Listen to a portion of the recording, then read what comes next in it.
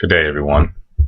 My name is John Finley. Today I will be talking to you about, is government interference causing harm to the economic recovery? The failure of executive and legislative branches to cooperate is continuing to cause problems in the federal government. The politicians' inability to cooperate has shaken the faith of the American corporations and private citizens. Bokia wrote in How the United States High Debt Will Weaken the Economy and Hurt Americans, because of the government's deficit spending and the associated debt subtracts from the amount of private savings available for private investment, leading to slower economic growth. It also weakens investment.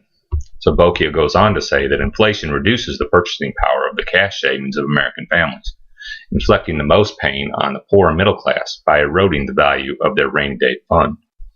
Inflation raises the price on essential goods and services like food, clothing, and medical care, and is particularly harmful for the poor and those on fixed incomes, like the elderly. Higher inflation and longer life expectancies together can mean that some seniors run out of their savings sooner than anticipated, leaving them completely dependent on Social Security. Some may even end up in poverty. Because of the weaker investment from the middle class and poor, social programs will be needed to support people who are on the lower economic classes. This will further weaken our already shaky economy because taxes will need to be raised to support the people requiring these programs. The next problem with the federal government is their inability to resolve the debt ceiling increase. This was known as the debt ceiling showdown. The debt ceiling showdown 2 years ago led to a downgrade of the credit rating of the United States government. Davis wrote in How the Credit Rating Downgrade Affects the U.S. Economy that the downgrade of the credit rating from AAA to AA plus in 2011 due to the political gridlock caused by Congress and the President of the United States. This will cause the interest rates on money that the government borrows to increase, thus adding to the national debt. Adding to the national debt is simply not the answer, ladies and gentlemen. If we continue along this path, it will certainly lead to the ruin of the United States as we knew it. We will no longer be a powerhouse in the world because China, Japan, United Kingdom, and many other countries in the world will own our debt, thusly owning our financial future. Davis goes on to talk about the faith of investors in the United States government debt suffered because of the downgrade.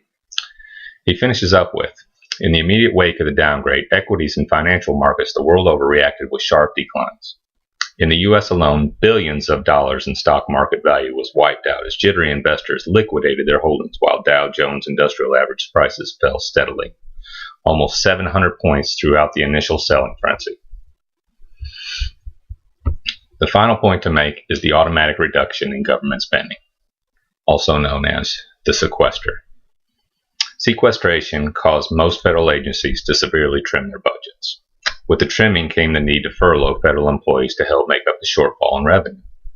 Bogle gives an example in defense workers receive furlough bonuses. Department of Defense employees are furloughed for 11 days through the remainder of the federal government's fiscal year that ends on September 30th. Although this does not seem like many days, it constitutes a 20% pay cut for all government employees for the remainder of their work year. To give a quick example, this will be $2 wages lost out of every $10 earned. A more dramatic example is $100 out of every $500 earned will be lost due to furloughs. Not only will this affect the economy where the 750,000 government employees reside, it can also lead to other problems in society. Some may have issues putting food on the table for their families, or possibly even paying for gas to get to work. Many times when the subject comes up, people speak of overpaid government employees. This is not always true, as many government workers are middle class and live paycheck to paycheck like everyone else. To lose 20% of your pay will affect how a family lives. The next point I'd like to make is the government's ability to conduct business on a daily basis.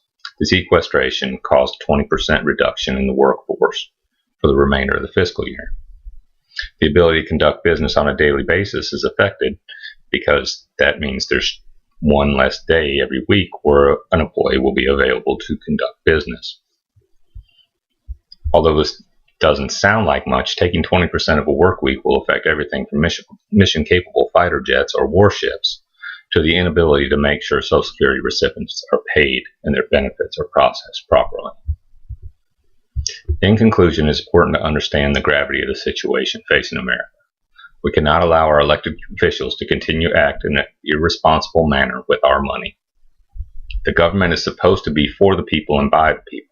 The elected officials are sent to Washington, D.C. to represent the citizens who voted for them, not the special interest groups who pay them the most money. Our elected officials are impacting the recovery from the recession by not conducting the people's business as they were elected to perform. The inability for the legislative and executive branches to cooperate and accomplish the people's business has led to a downgrade in the United States credit rating, the weakening of investment, and the sequester, which led to furloughs on government employees. It's important for everyone to contact his or her representatives and urge them to act in a way that benefits all Americans and not just the few with the deepest pockets. Thank you, and good day.